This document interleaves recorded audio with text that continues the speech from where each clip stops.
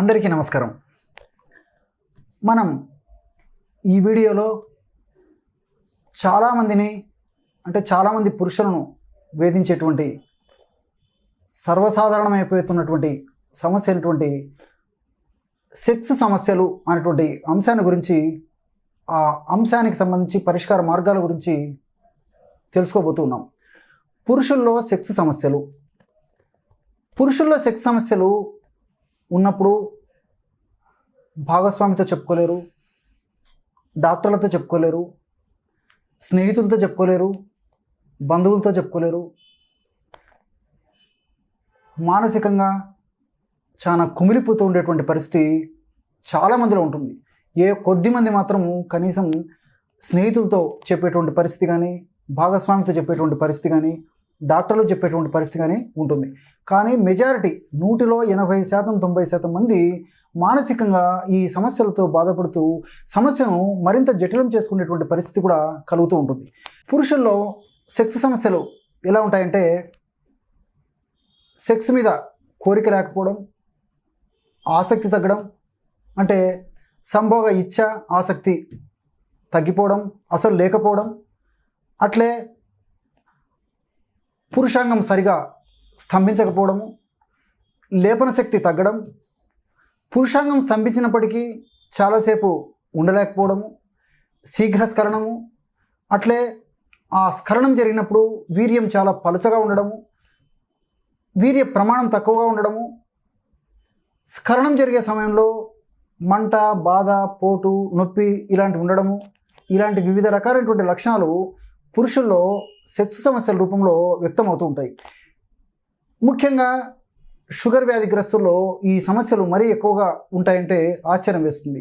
అట్లే మానసిక ఒత్తిడి, వ్యాకులత, ఆందోళన ఇలాంటి పరిస్థితులు ఉన్నప్పుడు కూడా ఈ సెక్స్ సమస్యలు మరీ ఎక్కువగా ఉండేటువంటి అవకాశం ఉంది.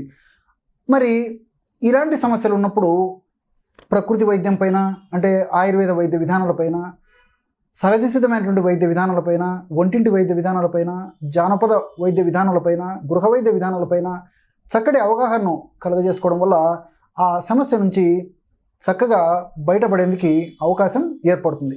మరి ఇంతకుముందు చెప్పుకున్నటువంటి ఈ సెక్స్ సమస్యలు కొందరిలో కొన్ని ఉండవచ్చు, కొందరిలో అన్నీ ఉండవచ్చు, ఇలా కొందరిలో 1-2 మాత్రమే ఉండవచ్చు.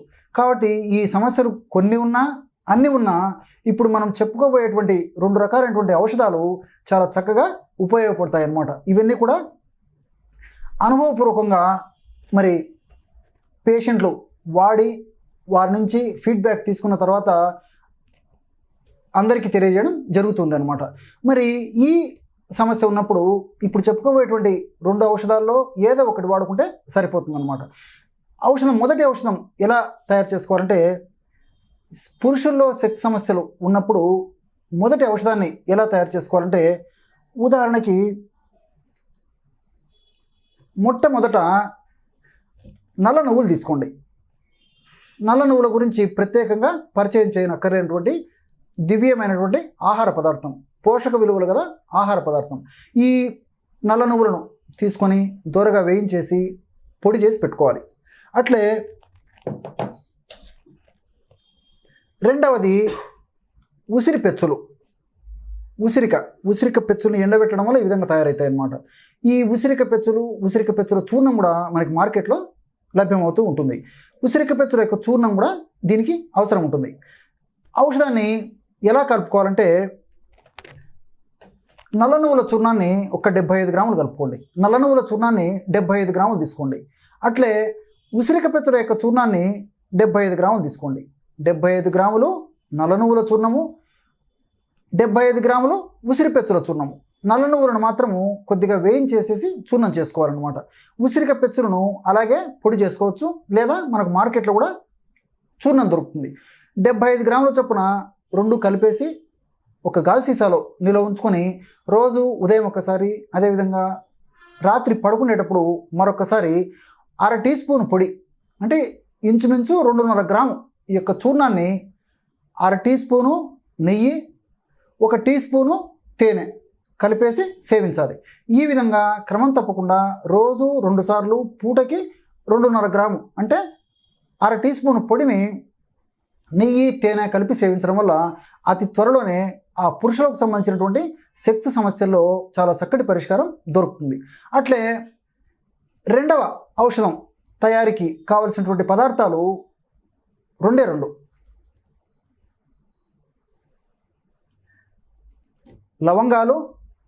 లవంగాల్లో కూడా పురుషులకు సెక్స్ సంబంధించినటువంటి సమస్యలు తగ్గేందుకు ప్రకృతి చాలా చక్కటి ఔషధ గుణాలని రసాయన పదార్థాలని నిక్షిప్తీకరించి ప్రసాదించడం జరిగింది. చూసారు కదా లవంగాలు.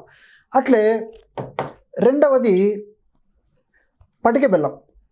ఈ పటిక బెల్లాన్ని నవ్వుబోతు, కలకండ, మిశ్రి ఇలా వివిధ రకాల పేర్లతో వివిధ ప్రాంతాల్లో పిలుస్తూ ఉంటారు. పటిక బెల్లం కూడా మనకు సంవత్సరం అంతా కూడా మనకి మార్కెట్లో దొరుకుతుంది. ఔషధాన్ని ఎలా తయారు చేసుకోవాలంటే లవంగాలని కొద్దిగా వేయించేసేసి మిక్సీలో వేసేసి పొడి చేసి జల్లించుకోండి. లవంగాల పొడి ఉదాహరణకు ఒక 20 గ్రాములు తీసుకున్నారనుకోండి, లేదా 30 గ్రాములు తీసుకోండి. లవంగాల పొడి ఒక 30 గ్రాములు తీసుకోండి. అట్లే పటిక బెల్లం పొడి ఒక 30 గ్రాములు తీసుకోండి. ఈ రెండింటిని బాగా కలిపేసి ఒక గాజు సీసాలో నిల్వ ఉంచుకొని రోజు ఉదయం ఆహారానికి 1 గంట ముందు ఒకసారి, రాత్రి పడుకునేటప్పుడు మరొకసారి ఈ యొక్క ఔషధాన్ని సేవించాలి. ఎలా సేవించాలంటే ఒక 100 మిల్లీలీటర్ల గోరువెచ్చని పాలు తీసుకోండి. ఇవి 100 మిల్లీలీటర్ల గోరువెచ్చని పాలు ఈ విధంగా తీసుకొని ఇందులో 1 గ్రాము లవంగాల పొడి, బాగా గుర్తుపెట్టుకోండి. ఈ యొక్క లవంగాల పొడిని ఎక్కువగా వాడకూడదు అనమాట. 1 గ్రాము వరకు తీసుకోవాలి. అంటే ఉదయం 1 గ్రాము, రాత్రిపూట మరొక గ్రాము, ఈ విధంగా తీసుకుంటే సరిపోతుంది. లవంగాల పొడి, పటిక బెల్లం పొడి కలిపి తయారు చేసినటువంటి మొత్తం చూర్ణాన్ని 1 గ్రాము ప్రమాణం తీసుకోవాలి. ఈ విధంగా ఉదయం పూట 1 గ్రాము ఈ యొక్క ఔషధాన్ని, రాత్రి పడుకునేటప్పుడు మరొకసారి 1 గ్రాము ఔషధాన్ని 100 మిల్లీలీటర్ల గోరువెచ్చని పాలలో కలిపేసి సేవిస్తూ ఉండాలి. ఈ విధంగా క్రమం తప్పకుండా రోజు 2 సార్లు ఈ యొక్క ఔషధాన్ని ఈ పద్ధతిలో సేవించడం వల్ల కూడా పురుషుల్లో వివిధ రకాలైనటువంటి హార్మోన్లు, ముఖ్యంగా టెస్టోస్టెరాన్ ఇలాంటి హార్మోన్ల ఉత్పత్తి బాగా జరిగి మరి ఆ యొక్క పురుషులకు సంబంధించినటువంటి సెక్స్ సమస్యలకు చాలా చక్కటి పరిష్కారం దొరుకుతుంది. ఇక్కడ మీకు మరొక సందేహం కూడా రావచ్చు. మరి డాక్టర్ గారు 2 రకాల మెడిసిన్స్ ఔషధాలు చెప్పారు, రెండిట్లో ఏదో ఒకటి వాడమని చెప్పారు. మరి రెండింటిలో కూడా మరి మొదటి ఔషధంలో తేనె నెయ్యి ఉన్నాయి, రెండవ ఔషధంలో పటిక బెల్లం ఉంది, షుగర్ పేషెంట్స్ వాడవచ్చు అని చెప్పేసి కొంతమందికి సందేహం రావచ్చు. ఇలాంటి వాళ్ళు మాత్రము కేవలము ఆ తేనె నెయ్యి మినహాయించి మిగిలిన వాటిని కప్పు గోరువెచ్చని పాలల్లో కలిపేసి తీసుకోవచ్చు. అట్లే లవంగాల పొడిని పటిక బెల్లం కలపకుండా కప్పు గోరువెచ్చని పాలల్లో కూడా 1 గ్రాము ప్రమాణం వరకు సేవించవచ్చు. ఈ విధంగా పరిస్థితిని బట్టి వాళ్లకు మధుమేహం వ్యాధి లేకపోతే ఈ పద్ధతిలో, నేను చెప్పిన పద్ధతిలో వాడుకోవచ్చు. మధుమేహ వ్యాధిగ్రస్తులు మాత్రము నెయ్యి, తేనె, పంచదార లేదా పటిక బెల్లం ఇలాంటివి ఎక్కువ కాలం వాడడం శ్రేయదాయకం కాదు. కాబట్టి వాళ్ళు ఔషధాన్ని అలాగే కప్పు గోరువెచ్చని పాలలో కలిపేసి సేవించవచ్చు అన్నమాట. ఈ విధంగా క్రమం తప్పకుండా వారి పరిస్థితిని బట్టి ఈ యొక్క ఔషధాన్ని వాడుకోవడం వల్ల, రెండింటిలో ఏదో ఒక ఔషధాన్ని వాడుకోవడం వల్ల ఆశాజనకమైనటువంటి ఫలితాలు, చాలా సంతృప్తికరమైనటువంటి ఫలితాలు తప్పకుండా కలిగేటువంటి పరిస్థితి ఏర్పడుతుంది. చూశారు కదా, మనం ఈ వీడియోలో పురుషుల్లో ఉండేటువంటి సాధారణమైనటువంటి సెక్స్ సమస్యలు అనేటువంటి అంశానికి సంబంధించి, మరి ఆ సమస్యలు ఉన్నప్పుడు మనకై మనం తయారు చేసుకోదగ్గ క్షేమదాయకమైనటువంటి గృహవైద్య విధానాలు, ఎలా వాటిని తయారు చేసుకొని ఉపయోగించుకొని సద్వినియోగం చేసుకొని ఆ సమస్య నుంచి బయటపడాలో తెలుసుకున్నాం కదా. మరొక వీడియోలో మరొక అంశంతో మళ్ళీ కలుద్దాం. అంతవరకు నమస్కారం.